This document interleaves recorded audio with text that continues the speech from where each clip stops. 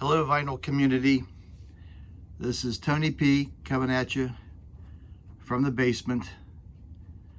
I'm sorry it's been a while since I posted anything. A lot of baseball going on. Haven't been able to get to the camera, so to speak.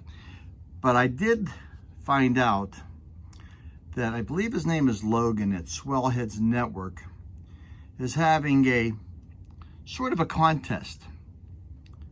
Now, this contest is composed of a couple of things. One, he wants you to give a shout out to a local radio station, past or present.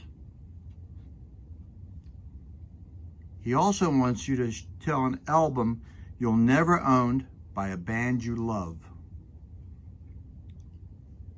He also wants you to say an iconic album you've never heard. But the main thing in this contest, he doesn't want you to show anything. No vinyls, no pictures, no songs, no dances, no hula hoops, nada, niente, niet, nothing. So here's my entry with the Swellheads Network Summer Contest, I believe he calls it. So the first question, a shout out to a local radio station, past or present. Well, I actually have two. One is a very local radio station. It was WQTW AM 1620 on your radio dial. It was from my hometown here. Growing up, it was actually the golden oldie station, where I learned a lot about rock and roll, etc. And I can still remember washing my car and putting the AM portable radio that I had out on the back porch and turning it up and just washing my car and listening to all the golden oldies by a disc jockey whose DJ name was Uncle Dixon.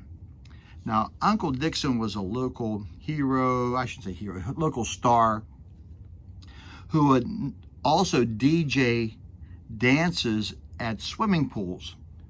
I believe it was Sunday nights, and they were called twist and splash parties. And of course, he would DJ them. You could have a nighttime swim. I got to be good friends with him. I used to help him a little bit, sort of a little bit of a roadie type of a guy, one or two times. He drove to these places in a hearse. Yes, I said that, a hearse. And of course, the hearse would carry all his DJing equipment.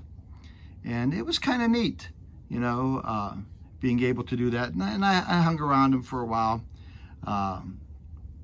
doing these twisted splash parties. So that was Uncle Dixon, WQTW AM 1620 on your radio dial. The other one was a little bit later on. It was in the 60s, maybe early 70s. And it was KQV FM. There was only 2 FM stations in the area. KQV was one of them. And the neat thing about it was, I don't think it came on until 6 o'clock in the evening. And it would play all night, if I'm not mistaken. For some reason, I think that's stuck in my head. And they played like albums, underground music. First time I heard Jimi Hendrix. First time I heard Iron Butterfly. And they would have that FM voice, you know, there was no static. It was deep. And I can remember one time he came on, I have to take a break for some news. And there was this prolonged silence. And I hear paper crumbling in the background. And he goes on and says, ladies and gentlemen, the news is all bad. I'm going to play an album. And he did. He played the entire album. And we didn't have to worry about the news that night. So that's KQV FM, WQTW AM. The second item he wants you to do is an album you'll never own by a band you love. And I believe the Beatles' White Album, an original. I can't own them. I can't afford one. Any of the Beatles, if I get one, it has to be the one that has the number on the bottom, so not a reissue. but the Beatles' White Album. And there's a little fact about the Beatles' White Album I know a lot of people don't know. I'm even sure that a lot of you Beatle aficionados don't know out there that in the song Martha, My Dear, that was a song about Paul McCartney's first girlfriend. One time when he was pushed and asked about the relationship, all he would say was it was merely platonic. So you have that about the Beatles' White Album.